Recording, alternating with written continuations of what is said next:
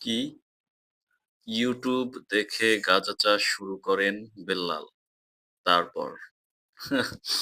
আচ্ছা, ওকে। তো তারপর কি হইছে? মনে হয় সে সফল হইছে। এর জন্যই আপনার নিউজ-টিউজ হয়ে গেছে জাতীয় টিভি গুলায়। আজকে ৩০ তারিখ, ওকে।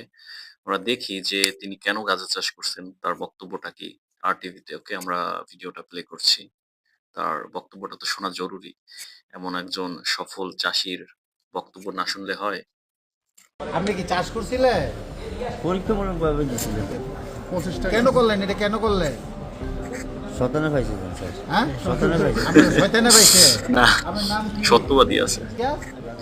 গাঁজা আপনি কি চাষ চাষ করলে হবে কি? করছিলেন? হ্যাঁ, সত্যবাদী লোক। পরীক্ষামূলকভাবে দিয়েছিলেন। না, ঠিক আছে। পরীক্ষামূলকভাবে? পরীক্ষামূলকভাবে কোথায় করছে। চাষ করছিলেন? বাহ! পরীক্ষামূলকভাবে ক্ষেতের আইলে করেই চাষ তো আপনার করছিলেন? পুরা আচ্ছা, কতটুকু হয়ে কতটুকু গেছে। জমিতে? আপনার নিউজ-টিউজ হয়ে গেছে। কতটুকু হবে?